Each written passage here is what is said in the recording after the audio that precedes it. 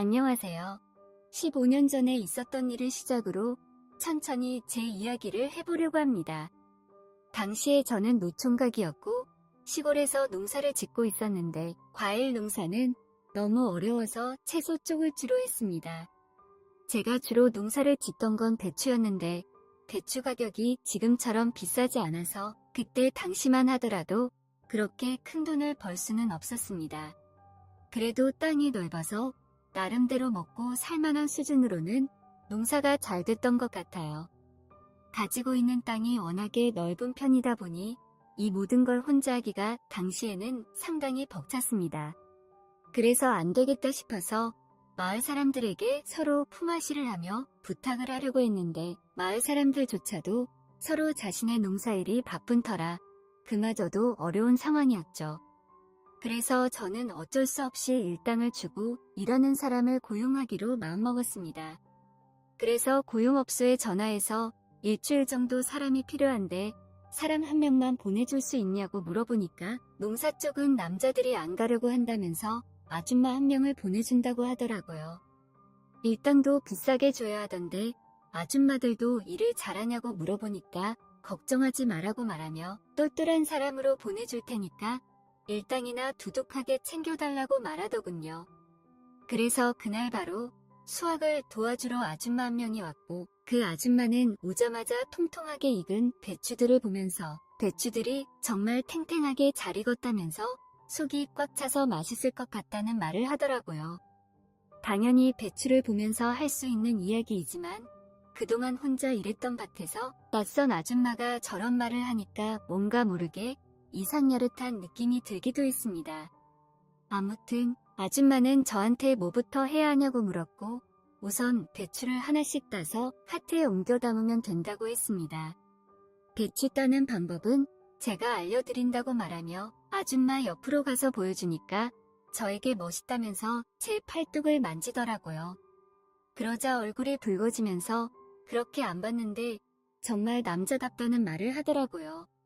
하라는 일은 안 하고 이상한 분위기를 만드는 아줌마를 보면서 괜히 저까지 수줍고 어색함이 느껴졌습니다.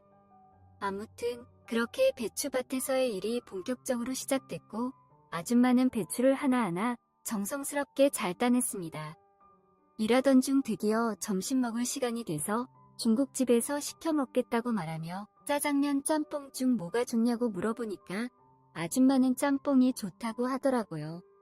그렇게 저희는 짬뽕 하나, 짜장면 하나 시켜서 배추밭 근처에서 점심을 먹었는데 짬뽕이 너무 안 맵다면서 고추 있으면 좀 달라고 하더라고요. 저는 순간적으로 뜨끔했지만 한켠의 고추도 조금 기르고 있었기 때문에 하나 따서 줬는데 고추가 아주 큼직하게 좋다면서 제 눈을 똑바로 쳐다보면서 말하더라고요. 이 아줌마의 모든 행동과 말이 뭔가 좀 애매하게 다가오는 것 같았습니다. 우리가 평상시 쓰는 말이고 우리가 평상시 하는 행동 같았지만 저 아줌마가 하면 뭔가 다른 느낌을 준다고 해야 할까요? 타고난 음탕함이 있는 여자 같았습니다. 그러다 보니 괜히 별것도 아닌 것 가지고 이상하게 느끼기도 하고 기분이 야릇해지면서 어떨 때는 긴장돼서 땀까지 흘릴 정도였습니다. 그렇게 점심을 먹고 다시 일을 시작했는데 뜬금없이 아줌마가 저에게 휴대폰으로 드라마를 볼 수 없냐고 물어보더라고요. 저는 드라마를 안 보기 때문에 라디오가 없다고 대답하니까 일하는 건 좋은데 너무 심심하다며 뭐라도 들으면서 일하고 싶었는데 아쉽다고 말하더군요. 그러면서 저에게 말을 걸기 시작했습니다. 이야기하면서 일하면 더 시간이 잘 가지 않겠냐면서 그때부터 이것저것 물어보기 시작했습니다. 결혼은 하셨냐? 이 농사는 언제부터 시작했냐? 6시 내 고향에 출연해 봤냐 등 온갖 걸 다 물어보더라고요. 조금씩 대답을 해주니까 어느 순간부터 그 아줌마는 저에게 대답하기 곤란한 질문들까지 쏟아내기 시작했습니다. 왜 그 나이 되도록 결혼을 못했냐고 물어보는데 혹시 남자로서 문제가 있는 게 아니냐는 말까지 서슴없이 하더라고요.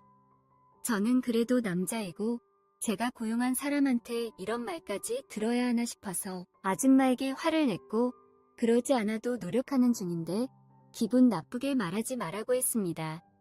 비록 노총각일지라도 아무래도 슬슬 결혼은 해야 할 것 같다는 생각이 들어서 이곳저곳 수소문해봤지만 농촌으로 결혼을 오려는 여자는 없었다고 말했습니다. 아줌마는 저에게 요즘 여자들은 대부분 그렇다고 하지만 자기는 농촌으로 시집 오는 것도 나쁘지 않다고 생각한다며 자기도 농촌에 시집 왔지만 결혼에 실패하여 지금은 혼자라고 말하더군요. 그러면서 아줌마는 그럼 외국인 아내랑 결혼할 생각은 안 해봤냐고 하며 요새 그게 대세라고 하더라고요. 지금은 국제결혼이 조금 시들해지긴 했지만 그때 당시만 하더라도 국제결혼이 정말 유행이었습니다.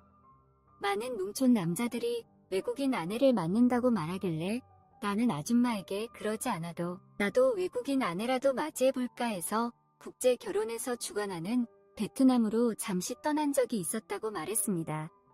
그곳에 가서 정말 마음에 맞는 베트남 여자라도 만나서 결혼을 해야겠다고 생각했는데 제가 점 찍어놓은 베트남 여자를 같이 갔던 인마을 노총각이 뺏어가듯 했다고 말하니 아줌마는 나에게 참 답답하다면서 용감한 자가 미인을 얻는 거 모르냐며 그때는 먼저 더 적극적으로 다가갔어야 한다고 말하는 겁니다. 그래서 저는 솔직히 여자들은 너무나 어려운 존재라고 말하며 농사일이나 해봤지 여자들에겐 어떻게 대해야 하는지 아무것도 모르겠다고 말하니까 아줌마가 갑자기 주위를 살피더니 그럼 어떻게 대해야 되는지 한번 몸소 가르쳐줘도 되겠냐고 하는 겁니다. 그래서 저는 그 모습에 놀라 대체 뭘 어떻게 하실 거냐고 하길래 아줌마는 제 어깨에 손을 올리고 제 주변을 돌더니 살금살금 다가와서 어느새 아줌마 얼굴이 제 얼굴과 맞닿으려는 그 순간이 되어버렸습니다. 저는 당황해서 눈을 감아버렸는데 아줌마가 저를 치고 시작했고 정말 저와는 다르게 아쉬웠는지 별 것도 아닌지 왜 그러냐고 하더라고요. 여자를 안 만나본 티가 나면서 그리고는 오늘 아줌마가 가슴 아팠는데 이렇게 봐도 사이 안 맞았어요.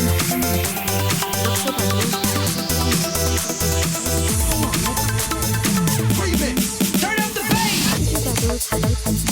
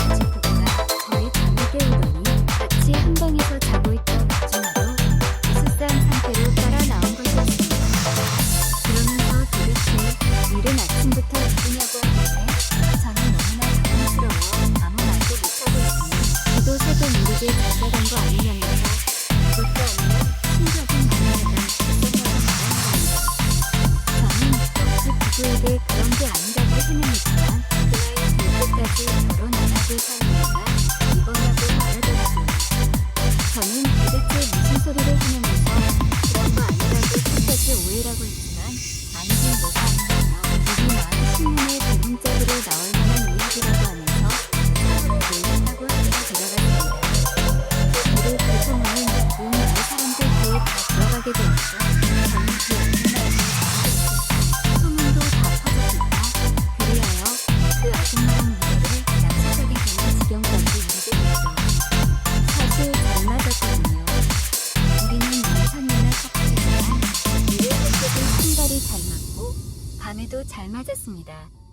얼마나 잘 맞았냐면 배추밭에서 일을 하다가도 서로 마음만 맞으면 바로 다른 것도 했으니 말입니다. 이 얘기가 벌써 15년 전 이야기이고 우리 부부에게 태어난 첫째 아이가 벌써 중학생이 됐으니까 세상 돌아가는 거 참 빠르다고 생각합니다.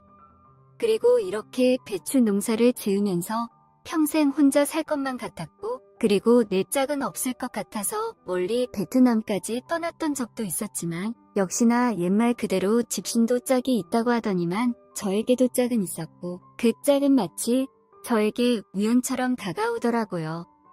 비록 나이 차이는 좀 나지만 그래도 워낙에 성격도 좋고 착해서 나이는 숫자에 불과하다는 생각이 많이 나고요. 뿐만 아니라 아직까지도 우리 부부는 금술 하나는 최고라고 생각합니다.